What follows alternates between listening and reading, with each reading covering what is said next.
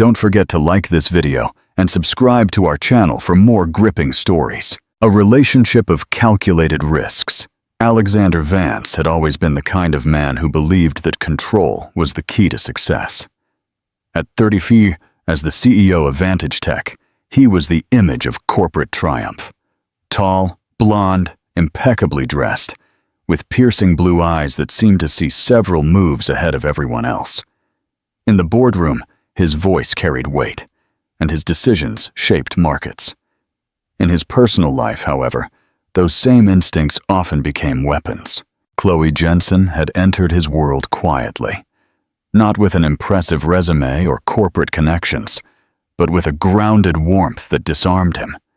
She had rich brown hair that caught the light like polished wood, deep brown eyes that didn't flinch under his gaze, and a way of asking questions that made him consider answers he'd never rehearsed. They met at a conference where she was consulting on community engagement for one of Vantage's outreach projects. Over the following months, their conversation stretched beyond work, with late-night phone calls, long walks, and shared meals, where business talk was quickly abandoned for stories about childhood and half-forgotten dreams. Alexander had felt something with her that he rarely allowed himself: vulnerability. But when the company began to prepare for an aggressive expansion and a landmark IPO, he was told that vulnerability had to be eliminated. Advisors and board members, men and women who measured life in quarterly returns, began to warn him that any complication in his personal life could be a distraction from the image they needed to sell. They implied that Chloe was not a scandal, but a risk factor. Someone whose values did not align with the high-stakes corporate theater that was about to unfold. The whispers turned into a strategy, and Alexander, so accustomed to thinking in terms of calculated moves, convinced himself that ending the relationship was the smartest decision. It happened one rainy afternoon in his penthouse, the glowing skyline behind them. He stood by the window, hands in his pockets, speaking in the same calm tone he used when delivering bad news to a client. He told her the timing wasn't right, that she deserved someone who could give her more than the scraps of attention he could offer. And finally, almost to close the deal, he added, "This is for the best." Chloe did not cry or plead. She simply stared at him for a long moment, as if memorizing the exact man in front of her. Then she said softly, "You betrayed me." With that, she turned and walked out, leaving behind nothing but the faint scent of her perfume and an empty silence that the city lights could not fill. In the days that followed, Alexander threw himself into work, telling himself he had avoided unnecessary drama and made the right choice. What he didn't realize was that her absence would persist in a way he couldn't shake. He had no idea where she had gone, and no one around him seemed to know either. She had vanished completely, taking with her not just the comfort of her presence, but a part of him he didn't yet understand he had lost. In the 3 years that followed Chloe's departure, Alexander's professional life became a relentless cycle of victories that felt strangely empty. Vantage Tech expanded into new markets, signed high-profile contracts, and rode the momentum of a record IPO. He was praised in business magazines, invited to speak at conferences, and held up as the example of a self-made leader with an unwavering focus. However, every night, when the noise of the day faded and the city lights flickered outside his penthouse windows, he was left with the same heavy silence that had settled the night she left. He told himself he had traded distraction for discipline, that success required sacrifice, and that missing her was simply a symptom of having let someone get too close. But the truth was harsher. There was a void in his life that no amount of business milestones could fill. What would you have done in Alexander's shoes? Would you have faced your mistake or continued to run? Comment your thoughts below. The unforeseen reunion. Meanwhile, Chloe had built a different world, far from the glass and steel towers Alexander inhabited. She moved to a modest coastal town where the air smelled of salt and pine, and where people cared less about her resume than whether she'd joined the community bake sale. She took a job as a teacher at the local elementary school, finding solace in the routine and the unassuming kindness of her neighbors. But the most important part of her life arrived quietly, just a few months after she left Alexander. The birth of twin boys. Leo and Luke were the spitting image of each other, with soft blonde hair and piercing blue eyes that seemed to hold more depth than their years could explain. From the beginning, Chloe knew she would raise them alone. She told herself it was to protect them from the instability of Alexander's world and from the possibility that he might see them as an inconvenience or a liability rather than his sons. Life with the boys was both exhausting and profoundly rewarding. Chloe learned to function on fragmented sleep, to juggle teaching and nightly feedings, and to stretch her modest income to cover everything from doctor's visits to growing piles of laundry. She didn't talk about their father, but sometimes, when she caught the twins looking at her with those unmistakable blue eyes, she felt a pang of conflict. There were moments she imagined what Alexander might say or do if he knew, but then she just as quickly reminded herself of the man who had chosen ambition over her, the one who had looked her in the eyes and decided she wasn't worth the risk. Yet, the past has a way of pressing against the present when it's least expected. The boys were approaching their third birthday when a worrying diagnosis began to cloud the small, stable life Chloe had created. It started with routine checkups, small irregularities in their heartbeats that the pediatrician thought were worth investigating. What followed were specialist visits, scans, and long conversations filled with terms she struggled to grasp. By the time the cardiologist confirmed they would both require surgical intervention, the full weight of the situation settled on her shoulders. She was determined to handle it alone, as she always had, but in the quiet hours of the night, watching her son sleep, the thought she had avoided for 3 years began to resurface. If there was ever a time Alexander Vance needed to know the truth, it might be now. She just didn't know yet how, or if, she could bring herself to make that call. The day Chloe and Alexander's worlds collided again began like any other, with her balancing the chaos of getting Leo and Luke ready for a morning appointment. The boys were restless, chattering to each other in a private language only twins seemed to understand. Their small hands were clinging to toy cars as she tried to persuade them into their jackets. The cardiology follow-up had been scheduled for weeks, and she had braced herself for whatever the doctors might say, but she hadn't planned for the meeting destiny had arranged. The hospital they visited was in the city, hours away from her quiet coastal town, and the journey back required them to pass through the regional airport.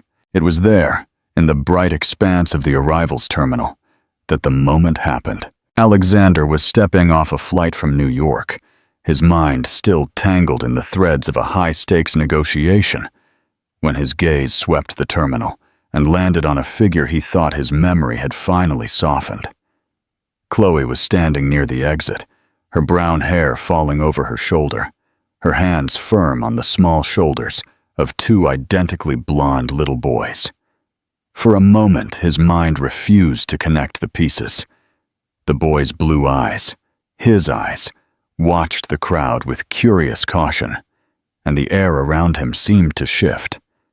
The noise of rolling suitcases, boarding calls, and hurried footsteps all muted beneath the thudding of his heart. Chloe saw him almost at the same moment. Her posture instantly changed, straightening. Her expression became wary, as if bracing for impact. Alexander, still a few steps away, searched her face for something familiar beyond the walls she had built. He noticed how her features had matured in the years they were apart. The faint shadows of exhaustion under her eyes, and the subtle strength in the way she held herself. The children, sensing her sudden stillness, turned to look directly at him.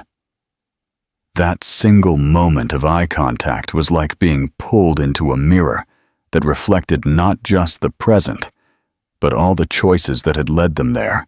They didn't speak in the terminal. She guided the boys towards the coffee shop just past security, clearly intending to have privacy.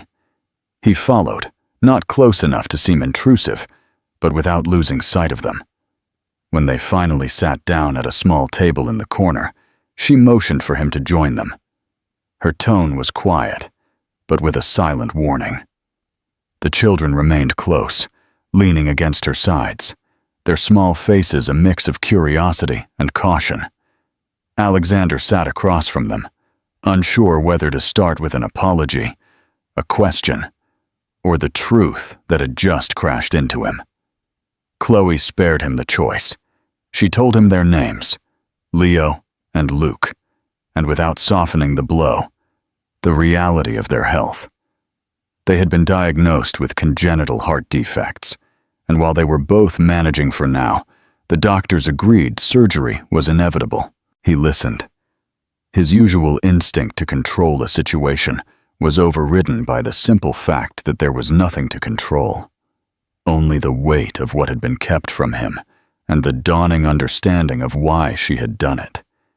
She spoke without anger, but also without apology, explaining that she hadn't wanted their lives to get tangled in the machinery of his ambition, that she had been determined to shield them from being an afterthought in a world that valued profit over people. Yet here they were, in a moment neither of them had planned, with two small boys sitting between them, whose future might depend on the decisions made in the coming weeks. When she finished, the silence at the table was almost tangible. The boys sipped juice from paper cups, oblivious to the storm over their heads. Alexander looked at them, then at her, and felt the ground move beneath him in a way no corporate loss or victory ever had. This wasn't a boardroom problem to solve. It was a life already in motion, one he had been absent from, and one he suddenly knew he could no longer stay away from. Chloe hadn't intended to tell Alexander as much as she did that day in the cafe. But once the truth about Leo and Luke's condition was out, it seemed impossible to stop there. She described the appointments, the tense hours in waiting rooms with the boys distracted by coloring books, while she tried to memorize every word from the cardiologists. She told him about the surgical timelines the doctors were already drafting, and how the procedures, especially for children so young, would require a team of specialists, a prolonged recovery time, and meticulous follow-up. The costs were staggering, not just in money, but in her ability to hold her job and care for both boys at the same time. She had done her best to prepare for the road ahead, but the reality was daunting. Alexander listened with an unusual stillness. He wasn't making mental notes on strategy or looking for the angle that would benefit him. He was absorbing every word as if it was the only thing that mattered. He could see the toll these years had taken on her, the way her voice carried a certain fatigue that was deeper than sleep deprivation, the wariness in her eyes that seemed to brace for disappointment before it could arrive. Yet when she spoke of the boys, something in her expression softened. There was a fierce love there, an unwavering determination that reminded him why he had been drawn to her in the first place. He asked her why she had never told him about them sooner. Chloe didn't hesitate in her answer, because she hadn't trusted that he would choose them over the demands of his career, and because she didn't want them to be an afterthought in a life built around image and profit. "I left to protect them," she said, "and maybe to protect myself, too. But that doesn't mean I ever stopped thinking about what it would mean for them not to know you." Her honesty was like a silent blade. It didn't wound with volume, but with precision. For a moment he considered defending himself, pointing to the pressures he'd been under, the constant counsel of his board, the timing of the IPO. But the words felt hollow before they left his mouth. The truth was simpler. He had made a choice back then, and it was one he couldn't undo. Now he faced another choice, one that mattered so much more. He leaned forward, his voice low but firm, and told her that he wanted to help, not out of obligation or guilt, but because they were his children too. He promised to cover the medical expenses, arrange consultations with the best pediatric surgeons, and be present for whatever came next. Chloe studied him in silence for a long moment, as if weighing the sincerity in his eyes against the history between them. Finally, she nodded, though her expression held no trace of surrender, only cautious acceptance. "If you're in this," she said, "you're in it for the long haul. Don't disappear when it gets hard. Don't let someone else make decisions for you. They don't need a visitor, Alexander. They need a father." The weight of that word settled on him like armor and responsibility all at once. By the time they left the coffee shop, the air between them had changed. The years apart hadn't erased the past, but something unspoken had taken root, a recognition that whatever battles lay ahead, they would have to fight them side by side. As they walked back into the hustle of the terminal, the boys each holding one of their hands, Alexander settled into a pace beside them, quietly matching their rhythm for the first time. The weeks leading up to the surgeries blurred into a rhythm of hospital visits, consultations, and constant phone calls that seemed to stretch late into every night. Chloe balanced her teaching duties as best she could, but her mind was consumed by the upcoming procedures for Leo and Luke. Every new test result was another piece of the puzzle the cardiologists needed to decide on the safest approach, and every appointment carried its own mix of hope and dread. Alexander, true to his word, became fully involved. He rearranged his travel schedule, canceled speaking engagements, and organized meetings with specialists he trusted from across the country. It was the first time in years he had given himself completely to something without weighing its potential return, and the shift was disorienting yet, in a way, grounding. In the hospital hallways, his presence was impossible to miss. He wasn't the polished figure from magazine covers. He often wore worn jeans and a simple shirt, leaning over clipboards with surgeons, asking about recovery protocols, or simply sitting beside the boys as they played with building blocks on the waiting room floor. Chloe watched him closely in those moments, noting the small but unmistakable changes in his behavior. The way he knelt to meet the boys at eye level, the way he listened to their rambling stories without checking his phone, the way his expression softened whenever they instinctively reached for his hand. Despite their cooperative front, a tension persisted between him and Chloe, not out of hostility, but from the unspoken weight of their shared history. There were nights they both stayed in the hospital's family lounge, long after the children had fallen asleep, sipping warm coffee and speaking in measured tones. She asked him more than once if he was sure he could handle this, not just the financial cost, but the emotional cost. He always answered the same way, not with promises of perfection, but with a steady reassurance that he wasn't going anywhere. The morning the surgeries were scheduled, the air in the pediatric wing felt different, heavier. The boys were prepped in adjacent rooms, each with a small stuffed animal clutched in their arms. Chloe stayed with Luke, while Alexander accompanied Leo, each of them dividing their focus, but united in purpose. They exchanged brief nods in the hallway, an unspoken acknowledgement that no matter what happened in the operating rooms, they were in it together. When the double doors finally closed behind the gurneys, Chloe sank into one of the stiff waiting room chairs, and Alexander sat beside her without a word. They waited in silence, not because there was nothing to say, but because the only thing they both wanted, to see their son safe and sound, was beyond words. Hours passed with updates trickling in from the surgical teams.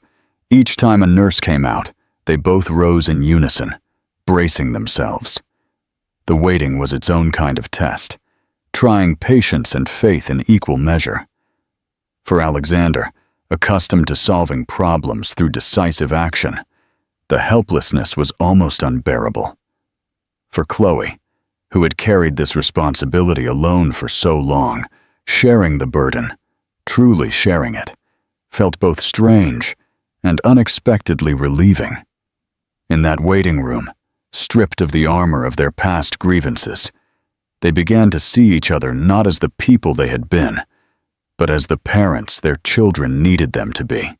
When the surgeons finally emerged from the operating rooms, their faces held the cautious relief of professionals who had navigated a delicate path and come out the other side. They explained that both Leo and Luke had responded well to the procedures, the repairs had gone as planned, and while the recovery would be slow and carefully monitored, the prognosis was hopeful. Chloe felt her knees weaken with the news, a near dizzying release of tension after so many weeks of fear. Alexander, standing beside her, slowly exhaled a breath he didn't realize he had been holding. It wasn't the loud cheer of a man celebrating a victory. It was quieter, heavier, the sound of someone accepting the magnitude of what he could have lost. The boys were moved to the pediatric recovery wing, each in their own bed, but close enough for Chloe to sit between them and hold a hand on each side. Their faces were pale against the hospital sheets, their small chests rising and falling with the steady rhythm of the machines assisting their breathing. Alexander stayed, refusing to leave even when nurses assured him there was nothing more he could do. He paced the room in slow, measured steps, stopping to adjust a blanket or brush a lock of hair from a forehead. His expression was fixed in a way that suggested he was memorizing every detail. Those first hours of recovery were marked by quiet exchanges between him and Chloe. She thanked him for being there, not out of politeness, but with the sincerity of someone who had prepared to carry the weight alone, and was surprised to find it was shared. He admitted that seeing them like this was harder than anything he had faced in business, that no amount of skill or leverage could control the uncertainty that came with being a parent. They talked about practical matters, medication schedules, follow-up appointments, the possibility of a home nurse. But beneath those conversations was a growing undercurrent of something unspoken, a fragile understanding that they were rebuilding trust. Not in a rush, but one moment at a time. When the boys finally began to wake up, groggy and disoriented, Chloe leaned in close to calm them, her voice soft and steady. Alexander came into view slowly, not wanting to overwhelm them. Leo blinked at him first, then Luke, their small hands reaching out in unison. Without hesitation, he took both, one in each hand, feeling the warmth of their fingers curl around his. The moment was silent, but it carried a weight far greater than any statement he could have made. It was the first time they had touched their father knowing who he was, and something about that recognition settled deep within him. That night, Chloe curled up in a chair between their beds, refusing the cot the nurses had brought. Alexander sat across from her, his posture still straight, but his gaze softer than she had ever seen it. They didn't talk much. They didn't need to. The steady hum of the monitors and the slow breathing of their sons filled the silence. For the first time since she had left him years ago, Chloe didn't just feel supported, she felt accompanied. And for the first time in his life, Alexander felt the full gravity of what it meant to be a father, not as a title, but as a choice he would keep making. The days following the surgeries unfolded into a rhythm that was both exhausting and strangely comforting, as if the hospital had become its own self-contained world. The bright daylight filtering through the blinds, the hum of medical machines, and the faint smell of antiseptic formed the backdrop for long hours of waiting, of small signs of progress. Leo and Luke, though sore and easily tired, showed gradual improvement with each passing day. The first time Leo managed a weak smile at the nurse who brought his juice, Chloe nearly cried. And when Luke mustered enough energy to ask Alexander to read him a picture book, it felt like a silent victory that neither parent took for granted. Alexander had thrown himself into the role of being there, not in the casual, superficial way she had once feared, but in the constant, steady presence of someone who understood that the smallest moments could be just as critical as the big ones. He learned to help adjust the boys' IVs without pulling on the tubing. He memorized their medication schedules, and he even began to track their progress in a small notebook. There was nothing glamorous about the work, but he embraced it as if it were the most important deal of his life. At nights, after the boys were asleep, he and Chloe would often step out into the hallway for a few minutes to let the nurses make their rounds. Those conversations were different from their earlier exchanges. Less about the past, more about the present, and sometimes they even dared to touch on the future. It was in one of those late-night talks, leaning against the cool wall outside the recovery room, that Chloe admitted she had spent years preparing for the possibility that he might one day show up in their lives again. She had imagined what she would say, how she would keep him at a safe emotional distance, but the reality had unfolded differently. Seeing him care for their sons with a patience and dedication she had never known in him had changed something inside of her. Alexander listened without trying to defend himself. Instead, he told her that watching her raise them alone had been both humbling and painful. Painful because he hadn't been there, and humbling because she had managed to create something so strong without him. Over the next week, as the boys grew stronger, Alexander began making quiet arrangements behind the scenes. He contacted one of the top pediatric cardiology rehabilitation programs in the country and secured spots for Leo and Luke. He hired a private nurse to assist them at home during the initial recovery phase. Not to replace Chloe's care, but to ensure she wasn't carrying the weight alone. When he told her about these plans, she looked at him for a long moment before simply saying, "I don't need you to fix everything. I just need you to stay." His response was simple, "I'm not going anywhere." The day came when the doctors announced the boys were well enough to be discharged. The moment was both joyful and terrifying, because leaving the safety of the hospital meant returning to a world where every decision felt riskier. Chloe packed their things while Alexander handled the discharge paperwork, and together they wheeled the boys out into the fresh air of an afternoon. For the first time in years, they left a place side by side, not as strangers burdened by their history, but as two parents carrying the same hope forward. And as they drove towards Chloe's house, with the boys asleep in the back seat, it felt less like a return to old wounds and more like the fragile, deliberate beginning of something new. At home, the atmosphere was a strange blend of relief and fragility. The boys were no longer surrounded by the constant beeping of monitors, yet the memory of those sounds still lingered in everyone's minds. The living room had been transformed into a recovery space, with soft blankets, a small medical station set up in the corner, and the nurse Alexander had hired quietly taking notes on their vitals. Chloe moved through the house with practiced precision, managing medications, preparing light meals, and tracking the twins' activity levels. Alexander, no longer the occasional visitor in their lives, had started to spend most of his days there, his laptop put away more often than not, as he chose to sit with the boys while they napped or played. It took time for the twins to adjust to their father's constant presence. At first, they still looked to Chloe for reassurance whenever Alexander suggested something, reading a story, building with blocks, or helping them down the steps to the backyard. Gradually, however, their hesitation faded. Luke started asking for him in the mornings, and Leo began to tug on his hand whenever he wanted to show off a new drawing. Alexander was careful never to push too hard, giving them space to come to him in their own time. Chloe noticed the subtle shifts too. The way Alexander seemed to measure his words more carefully. The way he studied their moods, like a man trying to learn a language for the first time, determined not to make a mistake that would cost him their trust.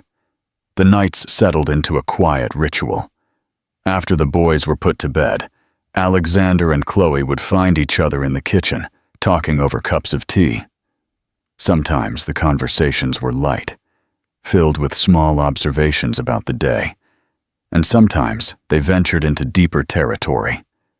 Chloe began to share pieces of the years he had missed. The first time the twins had laughed in unison.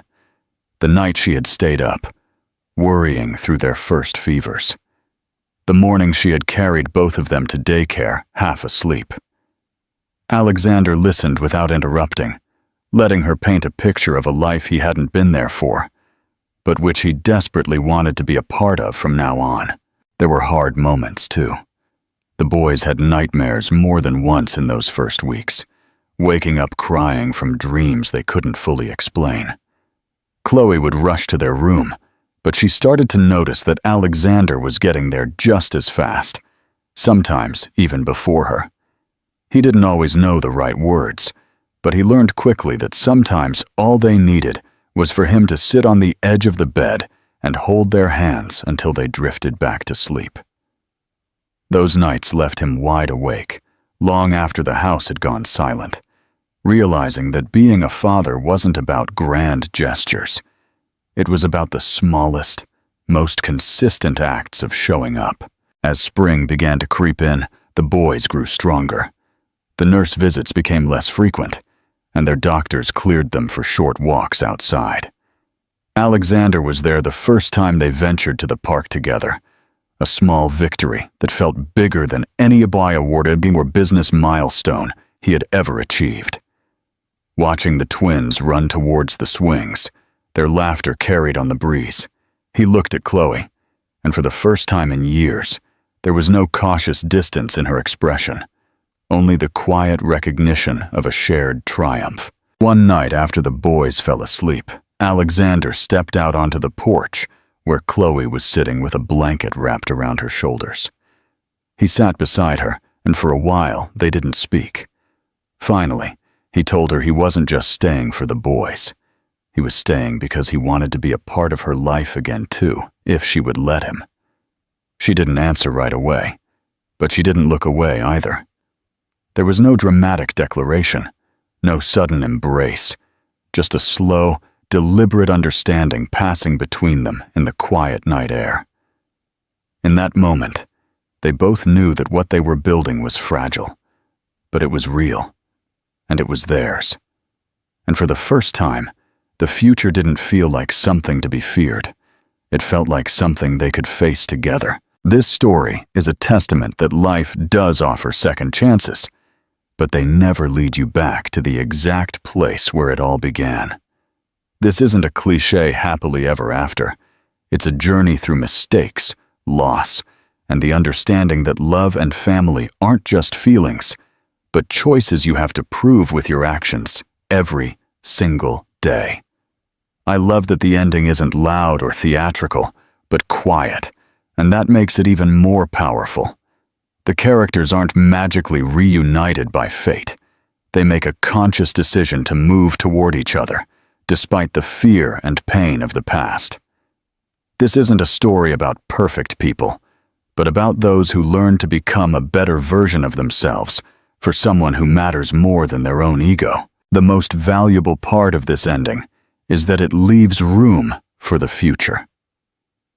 We can see that their life ahead will still be challenging, but now they have a shared desire and a willingness to face it together. And that is stronger than any words or promises. If this story touched your heart, share it to spread a message of forgiveness and second chances. And don't forget to subscribe so you don't miss our next story. That's wonderful. I'm glad you enjoyed it. I will continue the story for you, expanding on the new life Alexander, Chloe, and the boys are building. The new normal.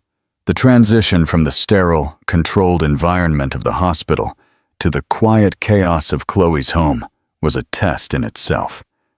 The house, once a sanctuary of her independence, was now a shared space, a fragile ecosystem where every gesture and word held new meaning.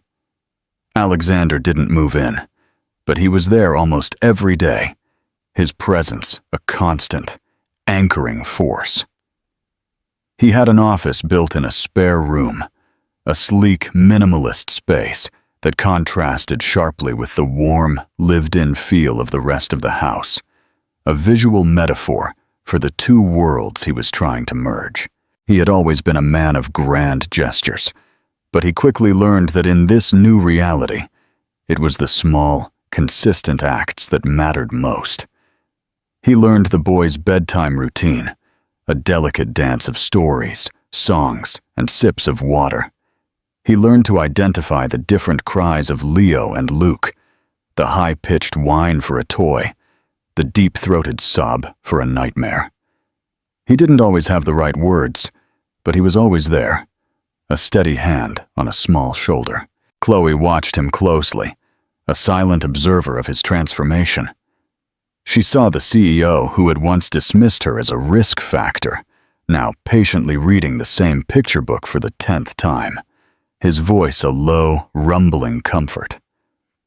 She saw the man who had prioritized profit now cancel a high-stakes meeting to take a crying boy to a follow-up appointment.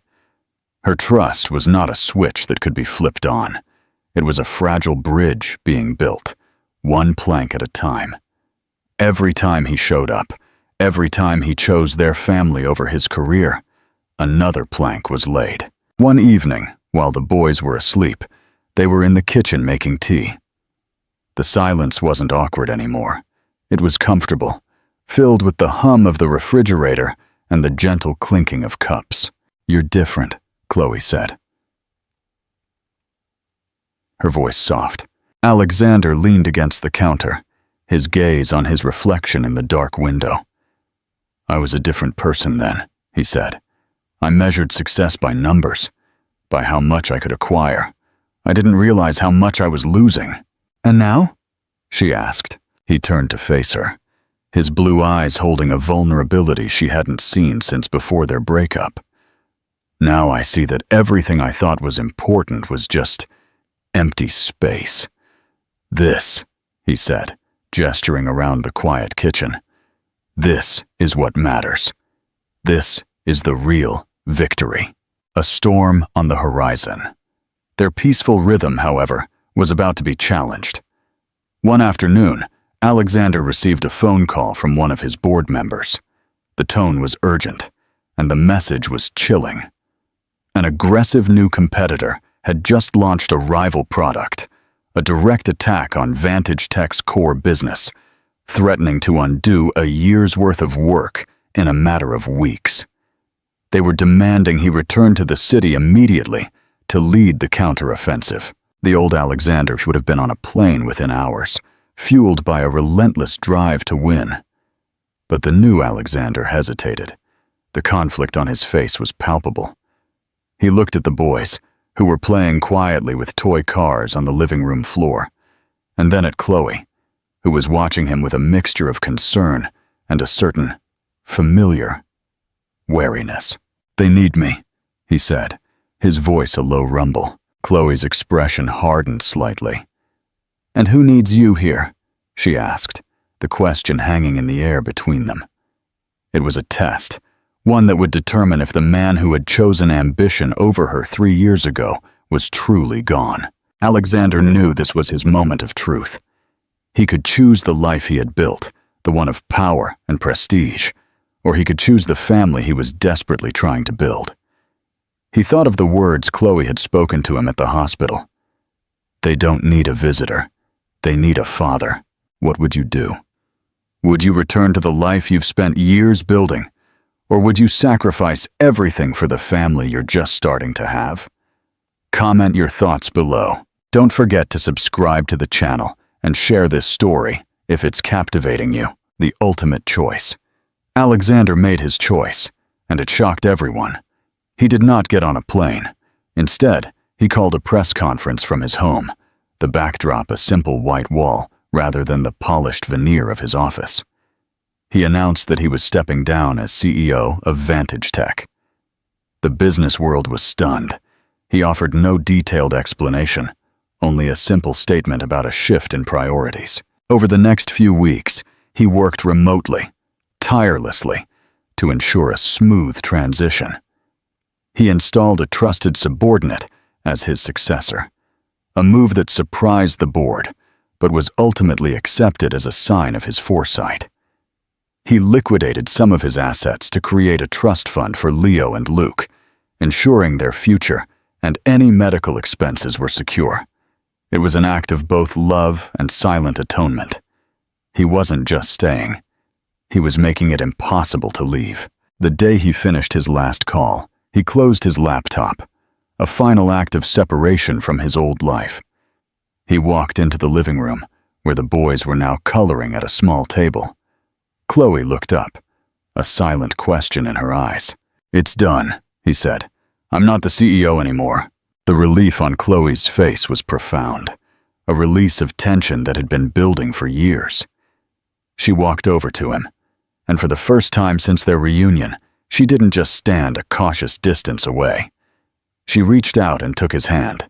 "They still need their checkups," she said, her voice trembling slightly. "And I could use a little help with the laundry." It wasn't a grand declaration of love or forgiveness. It was an invitation, a quiet, simple act of trust that was worth more than all the wealth and power in the world. He squeezed her hand, a shared understanding passing between them. They were no longer two separate people navigating a shared history. They were a unit, a family, facing an unknown future together. And for the first time in his life, Alexander Vance felt a sense of true, unshakable success. This story isn't just about second chances. It's about the kind of radical change that can happen when you choose people over power and love over ambition. True strength isn't about how much you can win, but how much you're willing to give up for what truly matters. And in the end, Alexander didn't just get a second chance, he earned it. If this story touched your heart, share it to spread a message of forgiveness and redemption. And don't forget to subscribe so you don't miss the next inspiring story.